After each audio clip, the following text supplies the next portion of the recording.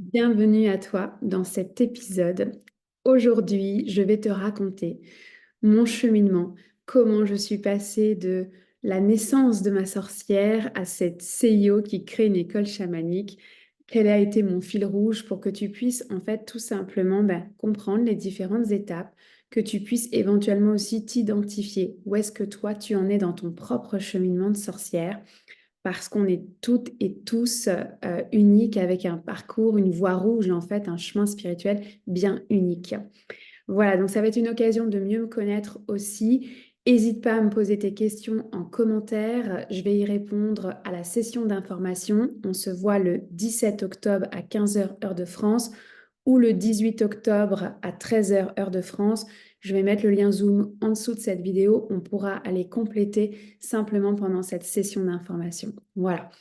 Donc, bienvenue dans cet épisode un peu plus personnel, un peu plus, oui, un peu plus intime tout simplement.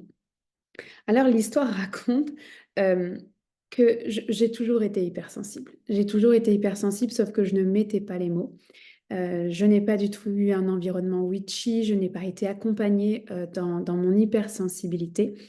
Euh, Ça faisait partie de moi, mais bon, tu vois, pleurer tout le temps, ne pas comprendre, mais en même temps ressentir, voilà, que c'était pas adéquat pour moi parce que j'arrivais pas à mettre mes limites, en fait, tout simplement énergétiques. C'est le chemin a fait que j'ai appris. Donc, en fait, à l'âge de 10 ans, mon grand-père est décédé. Donc ça, c'est la première fois où je suis confrontée au deuil. Donc, mon grand-père paternel est décédé, il a une très belle vie, mais donc j'avais 10 ans.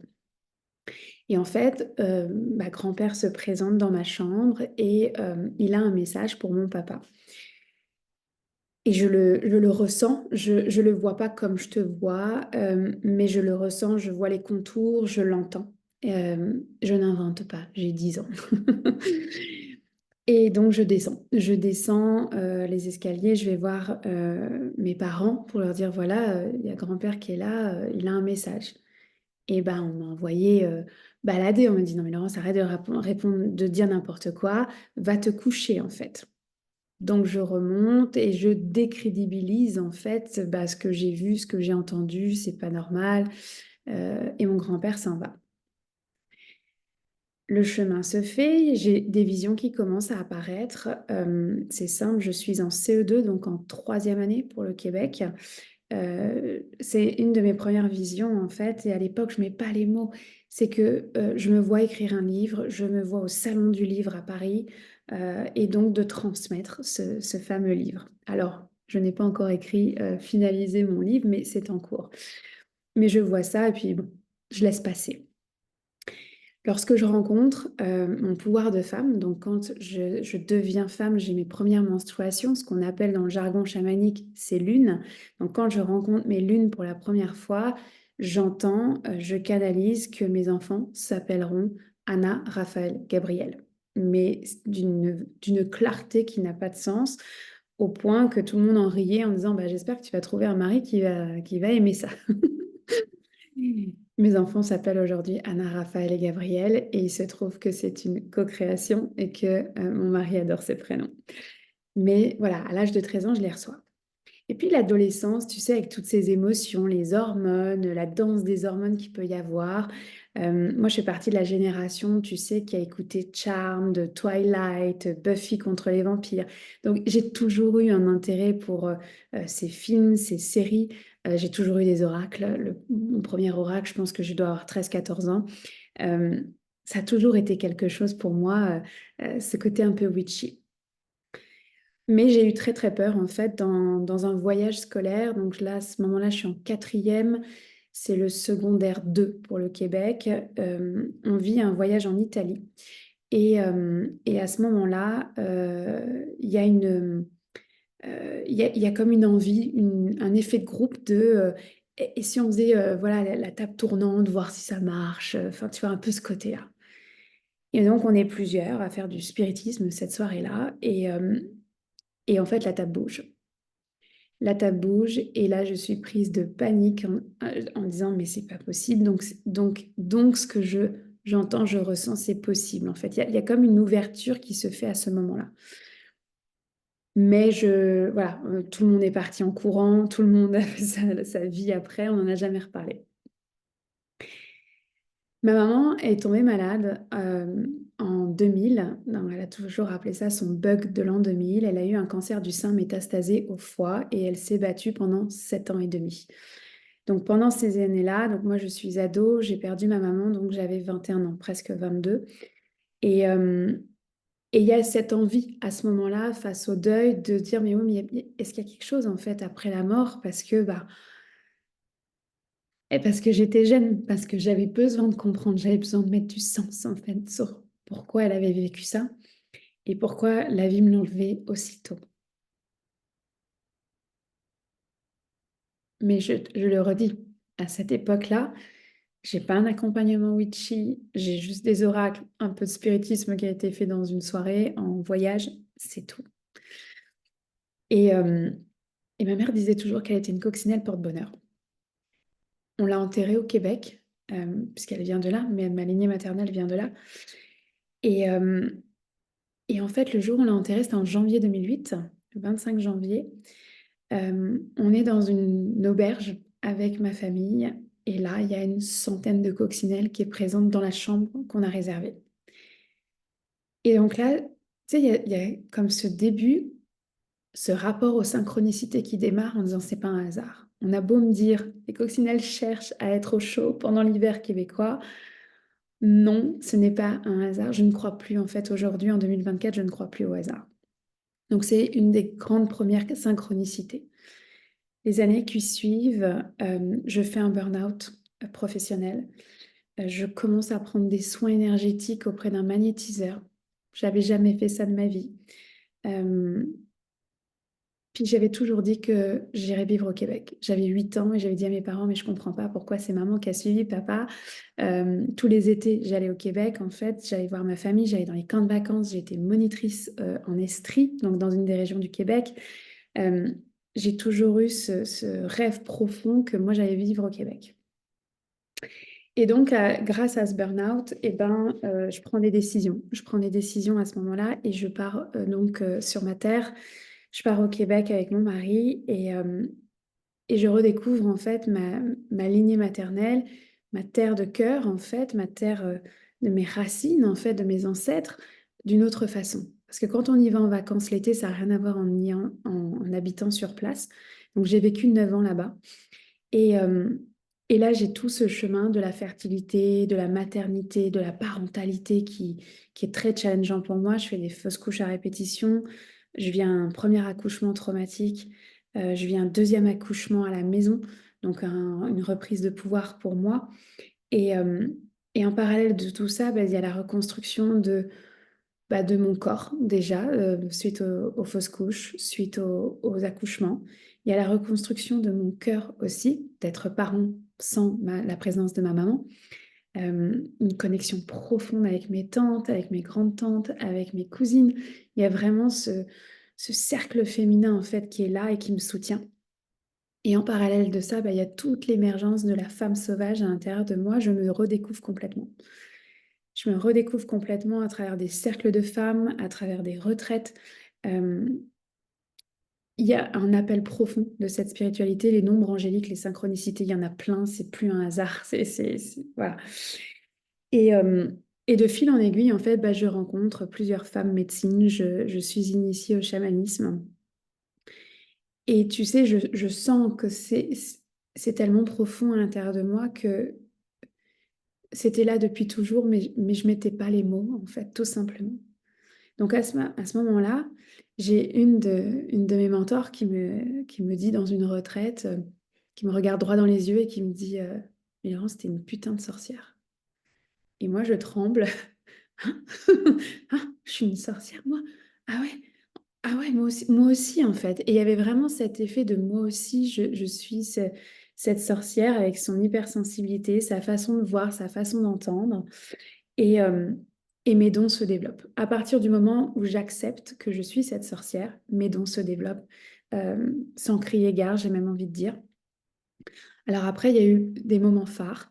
Moi, les deuils, ça a toujours été comme des passages, ouais, des sauts quantiques en fait dans ma sagesse, on va dire ça comme ça. Donc, il y a eu le deuil de ma mère, il y a eu le deuil de mon fils Raphaël, où là, mes sens ont décuplé. Et il y a eu la mort de ma tante Gilberte, qui était la sœur de mon grand-père, qui était chamane, euh, ouais, qui était chamane, voilà, qui portait la médecine des rêves et qui accompagnait énormément les gens, faisait la queue au Québec, ils venaient de partout pour pouvoir recevoir les soins de ma tante Gilberte, donc de ma grande-tante. Et donc, ces périodes de deuil ont toujours été des propulsions, en fait, tout simplement dans mes propres dons. Et, euh, et je suis allée chercher, en fait, de l'aide. J'ai été apprendre, en fait, comment on fait, puisque je n'ai pas été initiée dans ma famille à proprement parler, on va dire, puisqu'il était déjà décédé. La vie fait que j'apprends qu'une autre des sœurs de mon grand-père maternel a été naturopathe, a été coupeuse de feu.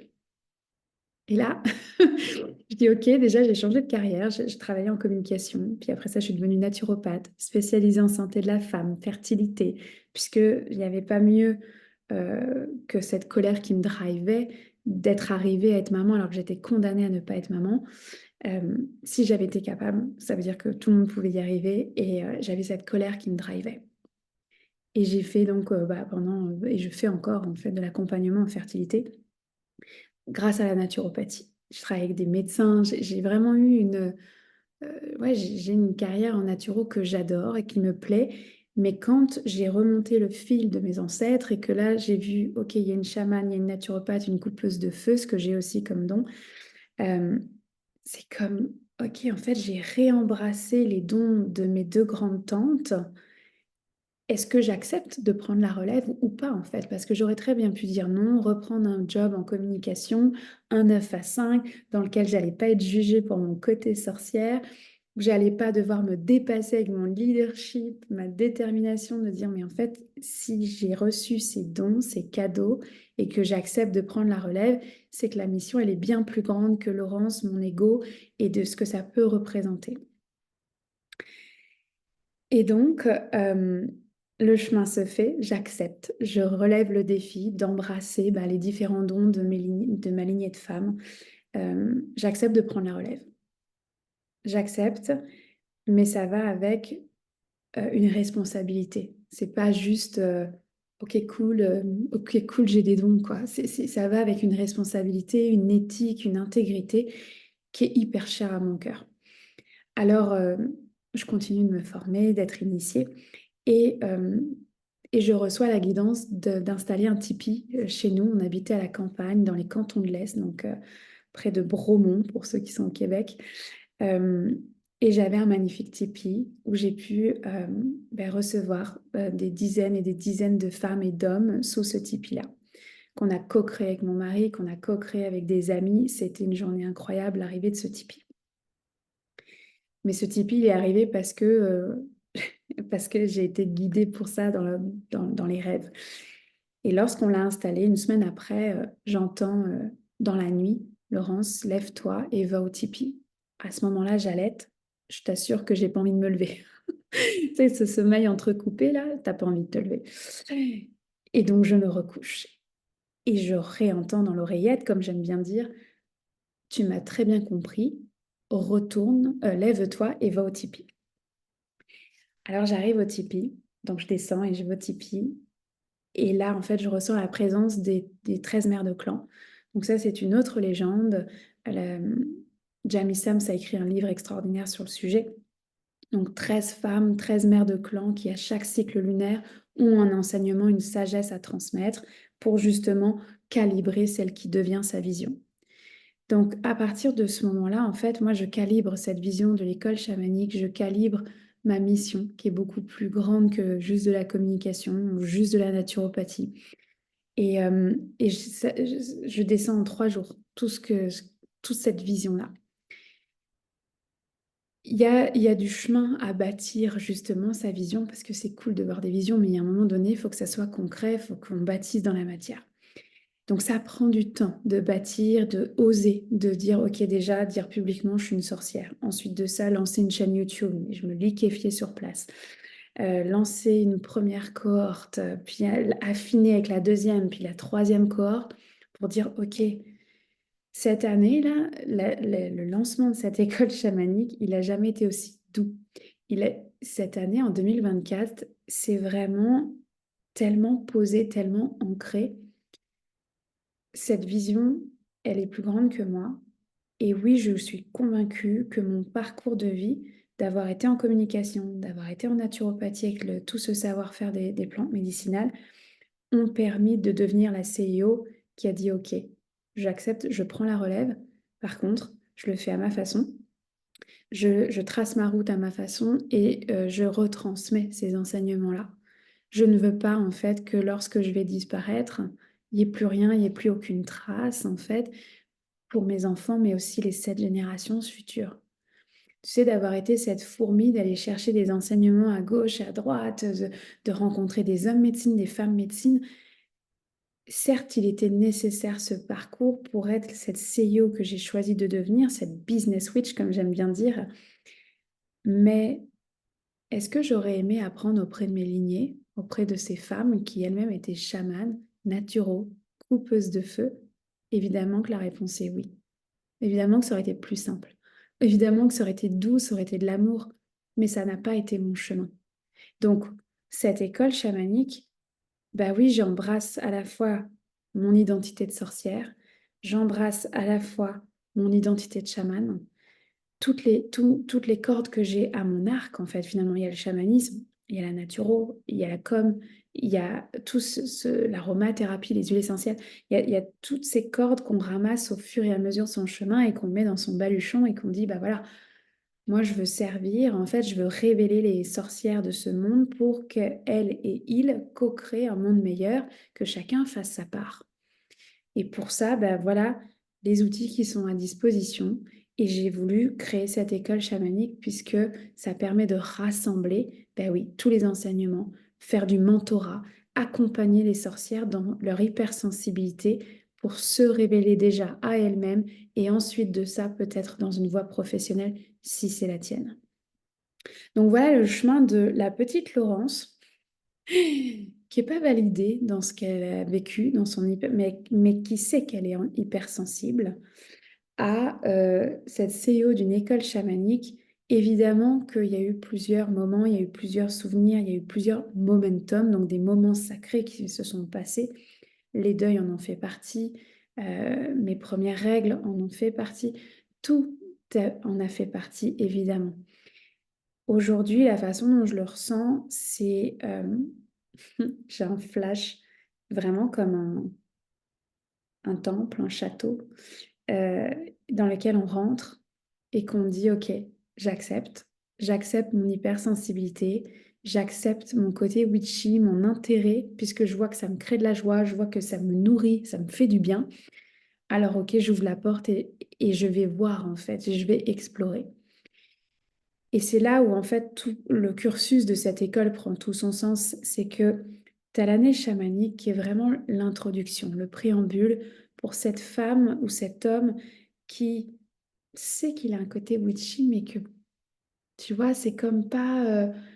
c'est pas clair, tu vois, c'est pas clair, besoin de, voilà, de mettre le pied à l'étrier, tout simplement.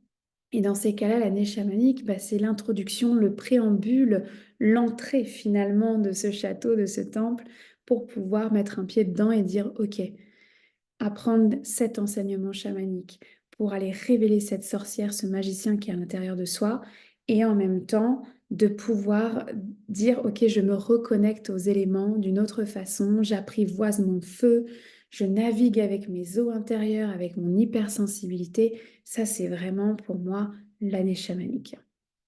Et puis, il y en a qui vont peut-être vouloir monter tout de suite au premier étage et dire, OK, moi, je sais là que j'ai un côté witchy, go. Je veux vraiment apprendre. Tu vois, j'ai un flash de bibliothèque.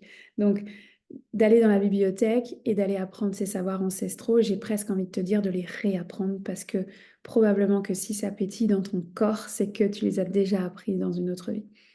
Donc, tu vas aller ouvrir ces chapitres et je vais te transmettre en fait 20 enseignements.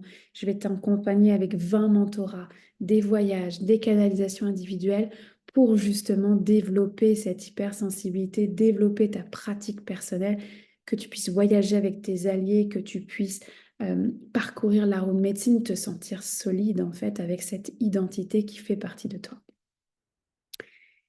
Et il y en a peut-être qui vont vouloir monter les marches 4 par 4 comme moi j'ai voulu faire et qui se disent, ok, moi si je rentre dans cette école, c'est pour une vocation professionnelle. C'est pour ajouter une corde à mon baluchon. Dans ces cas-là, oui, tu vas monter au deuxième étage et dans ces cas-là, on va avoir une formation de 3 ans. Dans la première, t'inquiète pas, je te fais repasser par l'entrée et par la bibliothèque du premier étage parce que c'est important d'aller solidifier justement tes outils de sorcière. Mais derrière ça, si tu prends cet engagement d'une formation professionnalisante, ce que ça veut dire, c'est que je vais t'apprendre l'extraction chamanique, je vais t'apprendre à déjouer la magie noire, je vais t'apprendre à faire le recouvrement d'âme, je vais t'apprendre à l'idée, en fait, à développer ce leadership conscient, comment tu honores, en fait, les soins que tu vas offrir, les retraites que tu vas offrir, comment tu vas accompagner justement cette pratique chamanique, cette pratique professionnelle. Et puis, troisième étage. Troisième étage, et c'est le gros tournant de cette année 2024. C'est la troisième année pour que je puisse t'accompagner dans ton marketing de sorcière. En fait, pour moi, c'est hyper frustrant de voir des gens apprendre et de rien en faire. Parce que pour moi, il y a une responsabilité qui vient avec cette hypersensibilité, avec ces ressentis. Et donc, ce marketing de sorcière, il est là pour t'aider à créer ton business magique, pour t'aider à vendre avec ton cœur, pour t'aider à créer des offres, des ateliers, que ça soit en présentiel, que ça soit en ligne. Et évidemment que ça renoue avec ma première carrière. Ça fait 20 ans que je suis dans le milieu de la communication. On ne vend pas des dentifrices, on vend avec notre cœur. Il y a des subtilités qui sont complètement différentes. On ne fera pas des affiches 4 par 3 là. Voilà, il y a plein de techniques en fait à apprendre pour créer un marketing de cœur, un marketing qui est à ton image tout simplement. Donc voilà, donc ça c'est comme le troisième cycle, le troisième étage, donc de ce château, de cette école chamanique. Donc tu vois, on est vraiment de la naissance de cette sorcière, de cette révélation de la sorcière que tu es, à ok, je développe ma pratique personnelle, professionnelle, voire même donc de créer ce business de cœur que tu pourras exercer à mi-temps, à temps plein, selon ce que toi tu auras envie, rendu là. D'accord? Parce que oui, je sais très bien que là, je ne vais pas te parler de technique marketing de cœur parce que c'est peut-être pas encore le moment. Et si parmi vous, il y a des gens qui écoutent et qui ont dit, OK, moi, j'ai fait d'autres cordes à mon arc, tu sais, vous êtes devenu coach, vous êtes devenu thérapeute, peu importe la voie, l'ostéo, la Q, la naturo, et que vous êtes rendu à vouloir faire, à assumer votre spiritualité et à faire votre marketing de sorcière, contactez-moi. Effectivement, vous pourrez rentrer par le côté et accéder à ce moment-là à comment je crée un marketing conscient. Donc, tu vois, ce parcours-là, bah, rien n'était destiné finalement, quand j'étais toute petite, à ce grand-père qui se présente, à devenir cette CIO. Et pourtant, bah, c'est ce chemin, tu vois, j'ai le flash d'un chemin avec des lampions. Mais j'ai suivi mes lampions. J'ai suivi mes lampions et j'ai fait confiance à mes lampions qui me guidaient vers le bon chemin. Tu sais, c'est ce qu'on appelle le higher self. Alors pour moi, le higher self, c'est vraiment ta sorcière, cette femme sage, cet homme sage qui est à l'intérieur de toi et qui te guide et qui te montre ses lampions. Et tant que ça nourrit ton âme, qu'il y a de la joie et que tu t'éclates en fait à aller de lampion en lampion, ça veut dire que tu es sur le bon chemin. Aussitôt que ça contracte, c'est qu'il y a des doutes, c'est qu'il y a des peurs, peut-être que c'est des croyances à déjouer, mais peut-être que c'est juste aussi parce que c'est peut-être pas ce chemin-là, tout simplement. Donc voilà, donc de la sorcière à la CIO, j'avais juste le goût de te partager ça. Évidemment, j'ai traversé de nombreuses peurs. euh, la peur du regard des autres, la peur de mon entourage, qui n'est pas du tout witchy, la peur d'être visible aussi sur les réseaux. Tout ça, en fait, bien sûr, je les ai déjoués au fur et à mesure et ça va me faire super plaisir de t'accompagner, toi aussi, à déjouer cette partie d'humanité et d'accepter, en fait, tout simplement ta dualité à toi. Alors, je t'embrasse fort. Je te souhaite d'aller justement connecter à ta sorcière, à ton higher self et d'aller simplement vers le lampion suivant de ton propre chemin doré.